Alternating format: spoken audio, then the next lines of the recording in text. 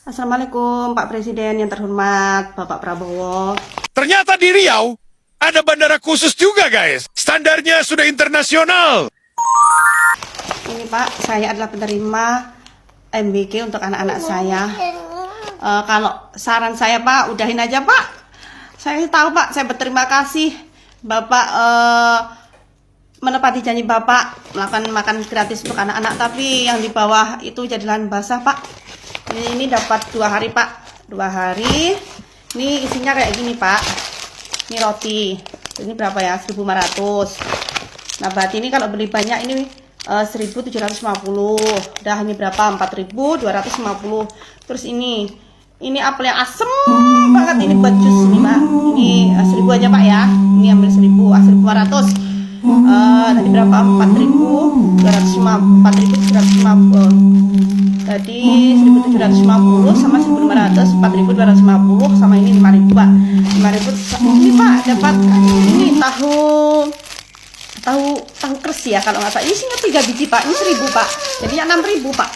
Jadi satu paket ini 6.000 Pak. Bayangin deh Pak, kalau dari atas 15 turun ke bawah cuma 6.000. Terus ini yang 2. Ini tenggo. Dah lebih banyak 5.000. Ini keripik tempe 3 biji Pak, 1.000, 6.000. Terus ini klevo 2,5, 8,5. Sama ini Pak, ini salak ini 500 lah Pak. Udah Pak. Toplik. Saya juga sepakat Bu. Hentikan itu MPG itu. Itu mah bukan makan siang gratis itu. Bukan makan siang gratis, bukan makan siang bergizi. Itu mah jajanan. Terus yang sibuk mencari tukang masak buat apa? Cuman belanja jajanan begitu. Ya, aduh Toplik. Mau jadi apa ini? Ya, ini betul Bu. Hentikan. Lahan basah. Betul. Buat oknum-oknum ini hanya akan menciptakan para korupsi baru. Lahan basah benar Bu. Saya sepakat Bu, saya dukung. Ini harus para wali murid harus berani menyuarakan ini. Ya, ini hanya buat bancakan oknum-oknum ini. Ya, lahan basah Bu, betul. Hanya akan menciptakan korupsi yang baru itu. Itu MPG itu. Belum yang pada keracunan. Ya. Belum kan pada keracunan itu bertanggung jawab siapa itu? Coba apa nunggu makan korban mati keracunan itu di Jawa Barat itu, Bandung atau di mana itu? Ya. Aduh Toplik, sepakat Bu saya. Saya juga sepakat. Setuju untuk dihapus. Setuju untuk disudahi. Ini harus Bapak Presiden Bapak Prabowo. Ini harus berani tidak berani memberikan instruksi. Kalau enggak, kasihlah ke wali murid yang untuk mengatasi soal ini. Ya, biar wali murid mau buat beli sarapan kayak, yang penting intinya buat beli makan. Ya, aduh Toplik ngomongin MBG. Ternyata di Riau ada bandara khusus juga, guys. Standarnya sudah internasional. Halo guys, assalamualaikum. Ternyata di Riau juga ada bandara khusus guys, yang kita masyarakat Riau banyak yang tidak tahu. Kemarin kita sibuk menyoroti soal keberadaan bandara khusus yang berada di kawasan Indonesia Morowali Industrial Park IMIP, Morowali, Sulawesi Tengah. Dan ternyata bandara serupa juga berada di Riau guys, tepatnya di Pelalawan. Dan bandara tersebut diberi nama Bandara Sultan Syarif Harun Setianegara. Sultan Syarif Harun Setianegara ini adalah raja terakhir dari Kesultanan Pelalawan. Tapi ini bandaranya bukan bandara komersial guys, tapi bandara khusus. Artinya tidak melayani penerbangan yang terjadwal. Penerbangan hanya dilakukan sesuai dengan kebutuhan. Begitu kira-kira guys. Dan menariknya bandara ini sudah disahkan oleh negara boleh melayani penerbangan internasional. Dan baru disahkan pada bulan Agustus 2025 kemarin. Berarti sebelum-sebelumnya tidak bisa melayani penerbangan internasional. Tapi selama itu apakah ada penerbangan internasional atau tidak? Allahu a'lam. Terus sekarang kita bacakan ada pemberitaan di media online. Judulnya, Sukanto Tanoto punya pintu internasional sendiri di Pelalawan. Titik 2, sah di mata negara. Nah, itu judul berita guys. Sekarang kita bacakan isinya. Pemerintah resmi mengakui Bandara Sultan Syarif Harun Setianegara di Kabupaten Pelalawan, bandara yang dibangun untuk melayani bisnis grup Raja Garuda Emas milik Taipan Sukanto Tanoto sebagai bandara internasional. Penetapan ini sekaligus memberi jalur resmi penerbangan luar negeri bagi aktivitas korporasi raksasa tersebut. Kebijakan ini ditegaskan dalam Keputusan Menteri Perhubungan Nomor KM 38 Tahun 2025 tentang penggunaan bandara yang dapat melayani penerbangan langsung dari dan atau ke luar negeri.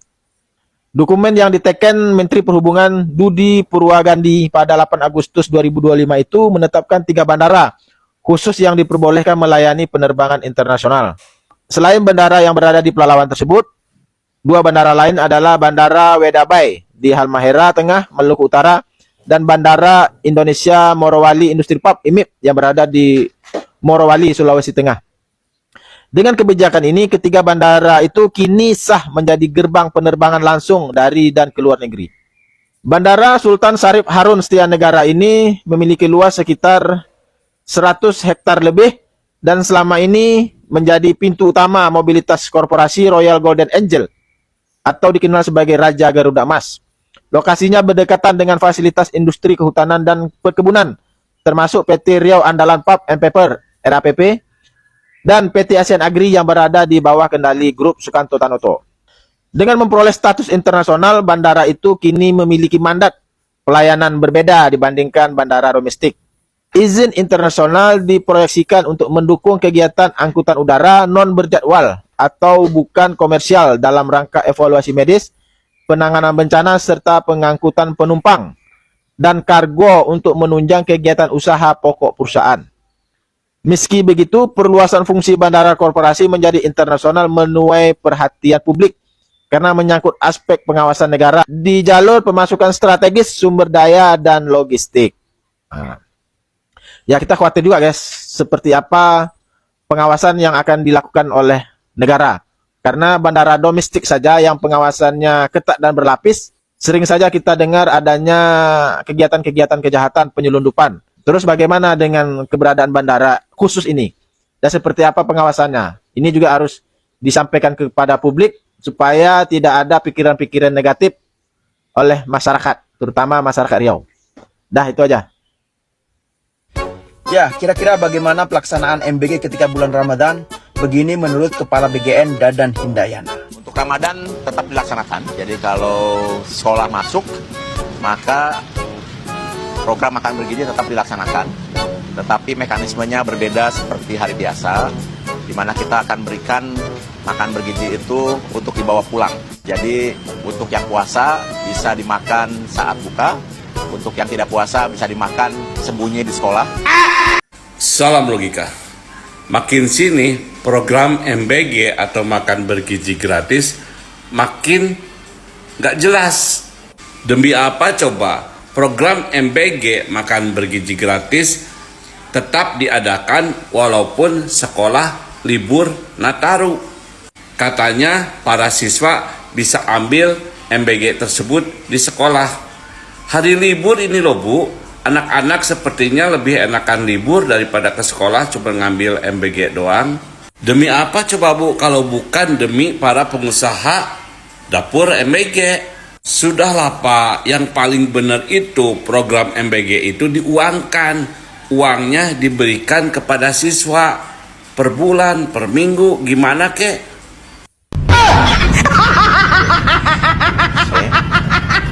Libur sekolah bocah, libur Nataru, Natal tahun baru, pada piknik bocahnya ke, pada plesir, ada yang pulang kampung ke sono, ada yang pulang kampung ke sono, 10 hari.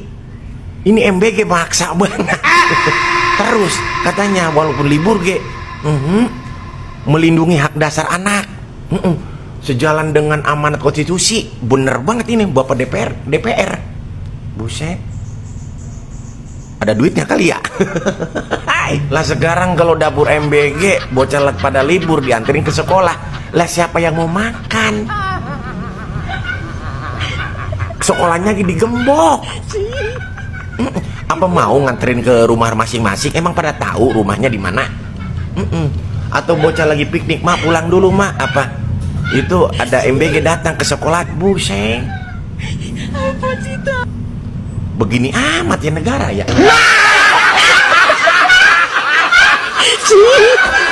BGN rencanakan layanan delivery MBG ke rumah siswa saat libur sekolah. Kita bahas. Ayo Pak, lanjutin ide-ide kreatifmu itu ya. Ide-ide kreatif buat nyolong duit rakyat ya, lanjutkan. Rakyat ini kan gampang dibodoh-bodohi, gampang memaafkan, gampang lupa. Gak apa-apa, sikat 1 triliun sehari, kapan lagi ya kan? Kapan lagi rakyat bisa dibohongi? Kapan lagi rakyat bisa menerima dengan lapang dada ya atas kegilaan, kekonyolan, kegoblokan kalian ini? Gak apa-apa, lanjutin aja. Rakyat gak usah dipikir, yang penting kalian kenyang, bisnis jalan terus, main golf jalan terus, ya kan kedi-kedi seksi-seksi itu perlu dikasih kehidupan juga. Kalau rakyat mah gak usah dipikir. Rakyat kan IQ-nya 8 poin lagi sudah sama kayak simpanse, jadi udahlah. Indonesia ini surga kok, surga untuk para bajingan kayak kalian. Bagaimana menurut teman-teman? Sepakat nggak? Rakyat pantau, rakyat monitor. Salam koruptor. Muhammadiyah siap tempuh jalur hukum jika Presiden belum tetapkan status bencana nasional di Sumatera. Ada yang fokus supaya status bencana naik menjadi bencana nasional, agar penanganan korban bencana bisa lebih fokus dan lebih cepat ditangani. Tapi kalian gak bakal nyangka, ada pula yang fokus minta negara supaya mewajibkan zakat untuk warga dan perusahaan. Gak habis pikir aku.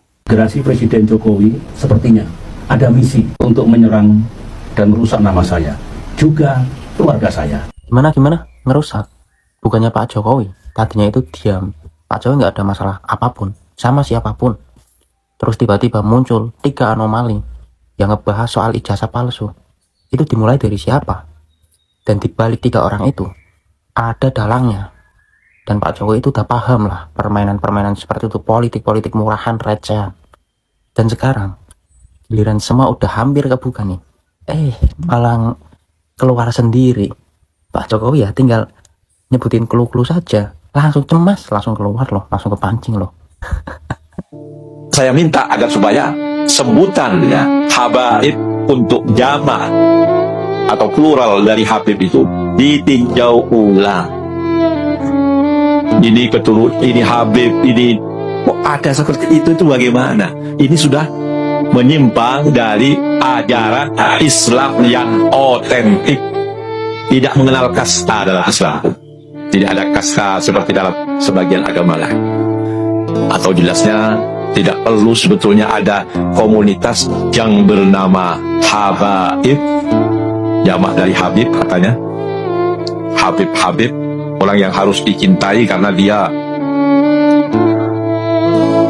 dinyatakan atau dianggap, diperkirakan adalah keturunan dari baginda Rasulullah Muhammad Sallallahu Alaihi Wasallam. Tidak perlu ada komunitas khusus seperti itu. Sebaliknya, tidak perlu juga ada komunitas yang bernama muhibbin, yang tugasnya mencintai para habib. Wahai para kiai-kiai yang saya muliakan, jika Anda berhusnudzon tanpa punya dalil apapun Anda, kemudian Anda berfatwa kepada santri-santri Anda bahwa tetap harus mencintai habaib. Sementara habaib itu bukan cucu Nabi. Mana dalil Anda yang menyatakan habaib cucu Nabi? Kalau Anda punya dalil, keluarkan. Kalau Anda tidak berani untuk berdiskusi dengan Imaduddin Usman Al-Bantani, sementara Anda masih mengatakan pada santri Anda bahwa habaib itu cucu Nabi, dan dengan itu santri Anda diwajibkan oleh Anda untuk menghormatinya, bagaimana tanggung jawab Anda ketika Anda bertemu dengan baginda Sayyidatuna Fatimah Az-Zahra bintu Nabi Muhammad sallallahu alaihi wasallam? Karena secara ilmu DNA, ketika orang yang hari ini mengaku keturunan Nabi sama-sama, DNA-nya beda-beda, haplogrupnya, ini menunjukkan bahwa Siti Fatimah punya suaminya 2. Ini berarti sama saja dengan menuduh Siti Fatimah Az-Zahra itu berselingkuh. Na'udzubillah subhanallah. Karena haplogrup itu, Nabi Ibrahim haplogrupnya aja 1. Dia punya istri 2, 3, semuanya kalau laki-laki anaknya sama haplogrupnya 1 sampai hari ini. Tangsil azizil tewel. Loh, Tangsil azizil tewel. Coba kita lihat dalam surat Ibrahim, surat ke-14 ayatnya 24. Apakah kamu tidak menyaksikan bagaimana Allah itu membuat sebuah perumpamaan yang baik seperti pohon yang baik. Pohon yang baik itu kata mufasir adalah pohon tewel. Jadi tewel itu bukan jelek gitu loh. Tidak melecehkan Quran, itu ada dalam Al-Quran surat Ibrahim surat ke-14 ayatnya 24 dan 25. Benarkah makna pohon yang baik dalam surat Ibrahim adalah pohon tewel atau pohon nangka? Saya Faizal Imam. Selamat datang di Sekolah Tafsir. Untuk lebih jelasnya, mari kita lihat Quran Surat Ibrahim ayat 24. Allah berfirman, "Tidakkah engkau memperhatikan bagaimana Allah membuat perumpamaan dengan kalimat thayyibah? Perumpamaannya seperti pohon yang baik, akarnya kuat, cabangnya menjulang ke langit." Apa makna syajaratun thayyibah atau pohon yang baik dalam ayat ini? Imam Fakhruddin Ar-Razi dalam tafsirnya berkata, makna pohon yang baik dalam ayat tersebut adalah pohon kurma, menurut pendapat mayoritas mufassir. Mengapa mayoritas mufassir memaknainya dengan pohon kurma? Ini karena didukung oleh dalil sunnah. Imam Bukhari dalam kitab Sahihnya pada bab Kitabut Tafsir yang menerangkan Quran Surat Ibrahim ayat 24, beliau menulis, Ibnu Umar, anak dari Umar bin Khattab bercerita, kami berada di sisi Rasulullah, kemudian beliau melempar pertanyaan, jelaskan kepadaku tentang sebuah pohon yang menyerupai seorang muslim, yang daunnya tidak berguguran dan selalu menghasilkan buah di setiap musim. Ibnu Umar berkata, kemudian terlintas di hatiku kalau jawabannya adalah pohon kurma. Aku melihat Abu Bakar dan Umar tidak menjawab. Kemudian ketika tak satu pun sahabat menjawab, Rasulullah berkata, jawabannya adalah pohon kurma. Setelah kami bangkit dari majelis, aku berkata kepada Umar, wahai ayahku, demi Allah, sungguh terlintas di hatiku kalau jawabannya adalah pohon kurma. Umar bertanya, apa yang menghalangimu untuk menjawab? Aku menjawab, aku tidak melihat kalian. Para sahabat senior menjawab, maka aku tidak mau berbicara atau mengatakan sesuatu. Kemudian Umar berkata, sungguh jika engkau mengatakannya waktu itu lebih aku sukai daripada ini dan itu. Imam Muslim juga menulis hadis ini dalam kitab Sahihnya. Jadi, menafsirkan pohon yang baik dengan pohon kurma ini termasuk tafsirul Quran di sunnah as-sahihah. Menafsirkan Al-Quran dengan sunnah yang sahih. Jadi, pernyataan Anda bahwa mufasir memaknai pohon yang baik dengan pohon tawel ini tidak sesuai dengan fakta. Karena selain tidak ada dalil, pohon tawel adalah objek yang tidak dikenal oleh masyarakat Arab ketika ayat ini turun.